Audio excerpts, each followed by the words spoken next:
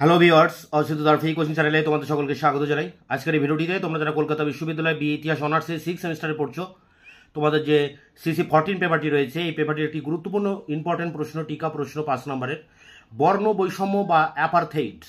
দেখো, এই বর্ণ বৈষম্য আন্দোলনটা শুরু হয়েছিল দক্ষিণ আফ্রিকায় শ্বেতাঙ্গ ইংরেজদের বিরুদ্ধে এবং শেষ পর্যন্ত নেলসন ম্যান্ডেলার নেতৃত্বে এই আন্দোলনটা পরিপূর্ণ বা পূর্ণতা পায় এবং নেলসন ম্যান্ডেলা এখানকার রাষ্ট্রপতি হন। তা যেভাবে দক্ষিণ আফ্রিকা স্বাধীন হয়েছিল শ্বেতাঙ্গ ইংরেজদের বিরুদ্ধে, সেই আন্দোলনটাকেই আমরা বলছি অ্যাপারথেইড বা বর্ণ বৈষম্য। তো এখানে দেখো, উত্তরটি তোমরা এইভাবে লিখবে: দক্ষিণ আফ্রিকা হলো আফ্রিকা মহাদেশের একেবারে দক্ষিণ প্রান্তে অবস্থিত একটি বর্ণাঢ্য দেশ। এখানকার ঐশ্বর্য সম্পদের প্রাচুর্যর কারণে ওলন্দাজরা সর্বপ্রথম এখানে উপনিবেশ স্থাপন করে। পরবর্তীকালে ইংরেজরা ওলন্দাজদের হটিয়ে দক্ষিণ আফ্রিকায় উপনিবেশ স্থাপন করে।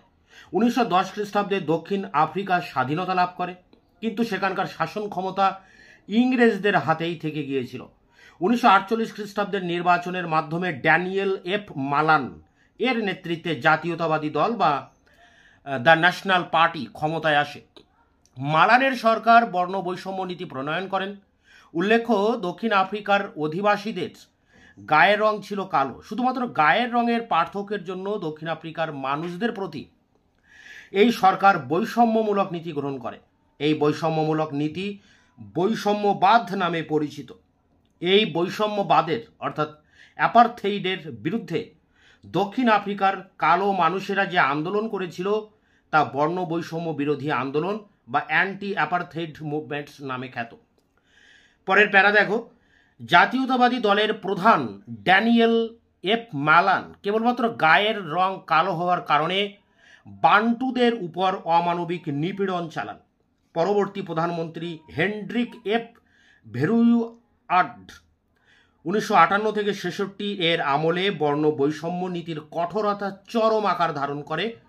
হেনড্রিক এফ ভেরুয়ার্ড 1959 খ্রিস্টাব্দে একটি আইন প্রণয়ন করে বান্টুদের বসবাসের জন্য 10টি অঞ্চল নির্দিষ্ট করে দেন। এই অঞ্চলগুলির বাইরে কৃষ্ণাঙ্গদের জন্য আলাদা শিক্ষা প্রতিষ্ঠান, চিকিৎসা কেন্দ্র, বাজার, চার্চ, হোটেল, খেলার মাঠ ও পরিবহন ব্যবস্থা গড়ে তোলা হয়। একই যোগ্যতা ও পদে থাকা সত্ত্বেও শ্বেতাঙ্গদের তুলনায় কৃষ্ণাঙ্গদের বেতন কম দেওয়া হতো। আইন, শাসন ও বিচার সর্বক্ষেত্রেই কৃষ্ণাঙ্গদের কোনো অধিকার ছিল না। কৃষ্ণাঙ্গ মানুষদের ভোটাধিকারকেও সংকুচিত করা হয়। এক কথায় কৃষ্ণাঙ্গদের উপর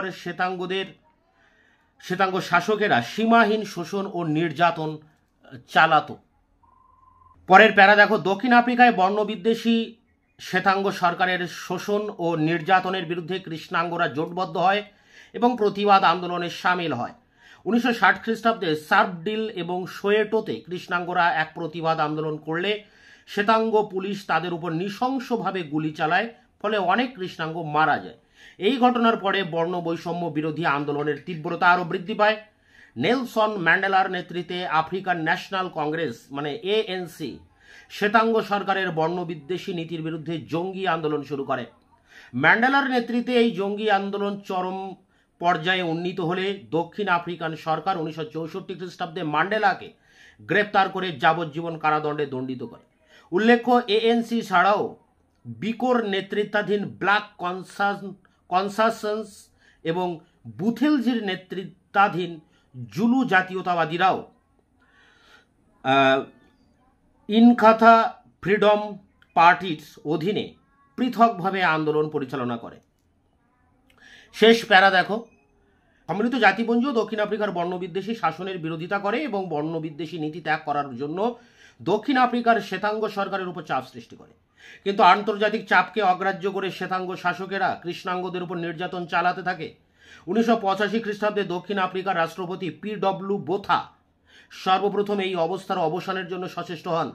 1986 খ্রিস্টাব্দে তিনি কৃষ্ণাঙ্গদের পৌর অধিকার ও দ্বৈত নাগরিকতা প্রদানের মাধ্যমে তাদের সমাজের মূল স্রোতে ফিরিয়ে আনার চেষ্টা করেন, কিন্তু কট্টরপন্থীদের চাপে তা বাস্তবায়িত হয়নি। পরবর্তী রাষ্ট্রপতি ফ্রেডারিক ক্লার্ক সব চাপ উপেক্ষা করে কৃষ্ণাঙ্গদের সমাজের মূল স্রোতে ফিরিয়ে আনতে সক্ষম হয়।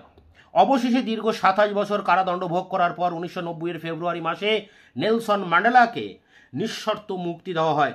1994 খ্রিস্টাব্দে অনুষ্ঠিত অবাধ সাধারণ নির্বাচনে ম্যান্ডেলার নেতৃত্বে এএনসি দল বিপুল সংখ্যাগরিষ্ঠতা লাভ করে। 1994 খ্রিস্টাব্দের 27শে মে ম্যান্ডেলা দক্ষিণ আফ্রিকার প্রথম কৃষ্ণাঙ্গ রাষ্ট্রপতি হিসেবে শপথ গ্রহণ করেন।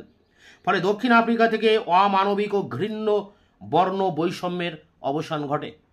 তো এই ছিল তোমাদের বর্ণ বৈষম্যবাদ বা অ্যাপারথেইডের উপরে 5 নম্বরের টিকা প্রশ্ন। এখানে 4টি প্যারাতে সুন্দর করে পুরো নোটসটা তুলে ধরা হচ্ছে এবং খুব ভালো মার্কস উঠবে এই নোটসটার উপরে।